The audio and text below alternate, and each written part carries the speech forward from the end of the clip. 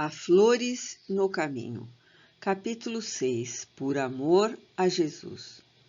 O dia fora estafante. As atividades da casa tiveram início pela alva com a leva de enfermos que chegaram, suplicando ajuda, e terminaram, noite adentro, com alguns obsediados que renteavam com a loucura e foram deixados à porta ao relento. Aquela era a quadra ardente do verão e a temperatura morna amolentava mesmo as resistências mais vigorosas. Conhecida na cidade e nos arredores como o Albergue do Amor e o Recinto da Esperança, para a Casa do Caminho, afluíam os desafortunados de todos os matizes. Não obstante a escassez de cooperadores, as pessoas não tinham pejo em descarregar sobre os ombros cansados dos operários de Jesus todas as cruzes e problemas que encontravam, encaminhando-lhes os aflitos e necessitados em grupos que se sucediam como ondas contínuas do mar. Sempre haverá esse comportamento entre os homens. Os desobrigados com os compromissos da solidariedade encaminharão para os lidadores da ação extenuante novas contribuições de sofrimento, indiferentes à angústia e ao cansaço dos que se empenham em minimizar a problemática humana. Aquela temporada se assinalava pelas dores gerais. Criancinhas órfãs e velhinhos desvalidos, enfermos e alienados de vário porte, chegavam a cada hora, valendo-se dos recursos do amor, da caridade e da abnegação de Pedro, que jamais se excusava. Somando penas aos trabalhos exaustivos sem repouso, medravam aqui e ali suspeitas infundadas e incompreensões injustificáveis se instalavam entre os poucos colaboradores do velho pescador. Não raro, o amigo dos infelizes sentia-se quase a sós para atender ao grande número de necessitados ali albergados e aos sucessivos grupos que diariamente rogavam apoio e recolhimento. Este companheiro admoestava o discípulo, acusando-o de abuso da caridade. Aquele o censurava às claras pelo tempo aplicado na assistência aos leprosos, que, segundo ele, deveriam ser liminarmente arrojados à morte no Vale dos Imundos, em Jerusalém. Outros se queixavam da falta de oportunidade para os largos diálogos evangélicos, porque Simão estava sempre a braços com os trabalhos cansativos.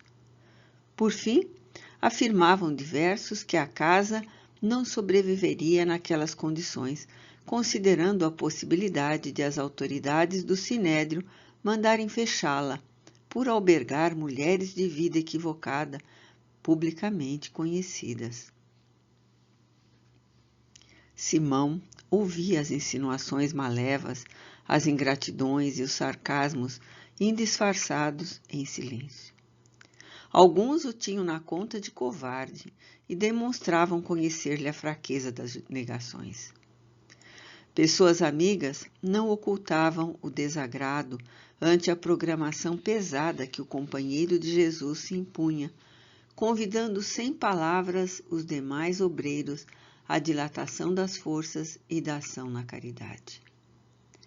Era como se a inconsciência e a irresponsabilidade conspirassem contra o bem na casa dedicada ao bem geral. O apóstolo abnegado, todavia, não se deixava contaminar pelos vapores tóxicos da intriga nem das conversações malsãs.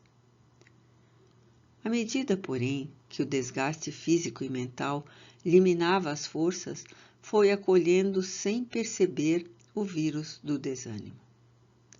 Anotava aqui e ali mal-estar e percebia-se imensamente saudoso da companhia do mestre, que muito anelava por voltar a fruir.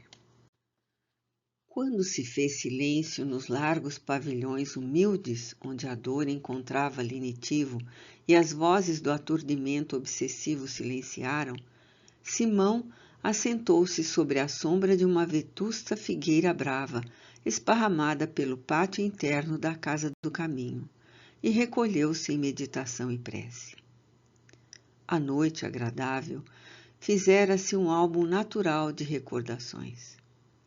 O discípulo dedicado repassou mentalmente as cenas de sua convivência com Jesus, desde o primeiro encontro até o último contato. Parecia-lhe que as evocações se corporificavam, concedendo-lhe nítidas lembranças que lhe orvalhavam os olhos reiteradas vezes. Constatava, na saudade e na emoção, o quanto amava aquele amigo. É certo que lhe daria a vida. Não saberia explicar ainda o motivo da fraqueza que o martirizava. Não saíra das últimas recordações em torno do momento da ascensão, quando viu Jesus, transparente e belo, à sua frente. Desejou traduzir a felicidade daquela hora, explodindo de júbilos. Mas o suave e tranquilo olhar do amigo que o penetrou, dulcificou-o por dentro, harmonizando-o. Passado o primeiro instante, e porque não desejasse malbaratar a oportunidade excepcional, Pedro recordou-se das últimas dificuldades experimentadas no trabalho e expô-las em breves palavras, concluindo entristecido. Não são os estranhos, Senhor, a criarem-me impedimentos para o labor crescente, mas os amigos, os cooperadores. E desejando dar maior ênfase aos problemas, arrematou. Quando a perseguição vem de fora, dos que nos não conhecem, é mais fácil compreendê-los e desculpá-los. Porém, quando decorre daqueles que vivem conosco e participam da nossa fé, do nosso ideal, não conseguiu terminar a frase, porque a voz ficou estrangulada na garganta turgida. O Senhor, compreendendo as lutas do discípulo querido, interrogou: Pedro, que era o vaso delicado antes de tomar forma? Argila comum, Senhor, respondeu presto o interlocutor. E a estátua perfeita, volveu o mestre, antes do esforço e da dedicação do artista? Pedra bruta, mestre, apressou-se Simão em responder. Tem razão, amigo, aduziu Jesus.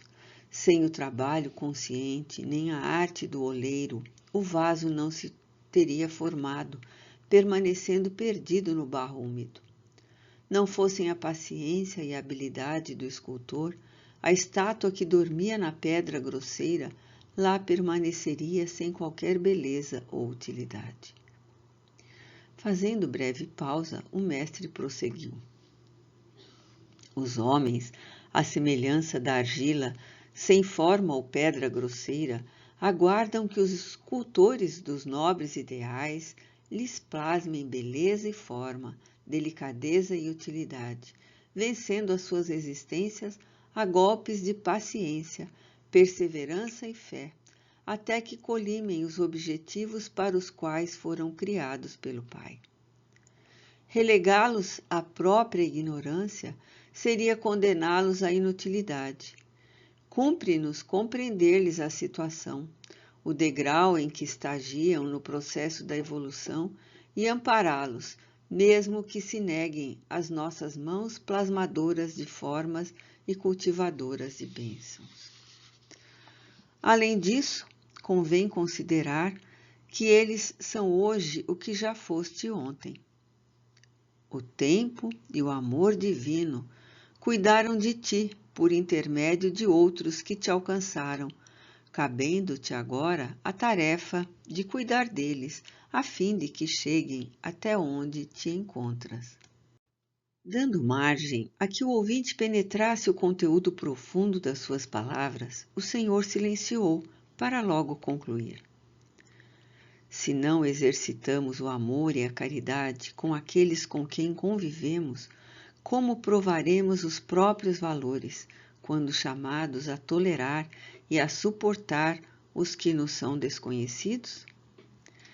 Se não nos for possível perseverar com os que jazem no desânimo e nos dificultam a marcha, qual será o nosso comportamento em relação aos que se obstinam contra os nossos propósitos? É necessário modificar a visão diante dos corações e mentes enfermos que constituem os nossos amigos, que gostaríamos se encontrasse em outra situação evolutiva, portanto, de entendimento. Auxiliemos, desse modo, aos ingratos ao nosso lado e aos difíceis para conosco, e treinar-nos-emos para os cometimentos mais graves que nos aguardam no futuro, precedendo a nossa libertação gloriosa. Calou-se o sublime benfeitor e diluiu-se na noite varrida por leve e perfumada brisa do vale próximo, salpicada de astros fulgurantes. Simão Pedro compreendeu a mensagem oportuna, levantou-se e, a partir dali, jamais se permitiu desânimo ou queixa, compreendendo os companheiros da retaguarda da evolução. Porém, cumprindo com o seu dever até o momento da sua crucificação, de cabeça para baixo em Roma, anos mais tarde, por integral amor a Jesus.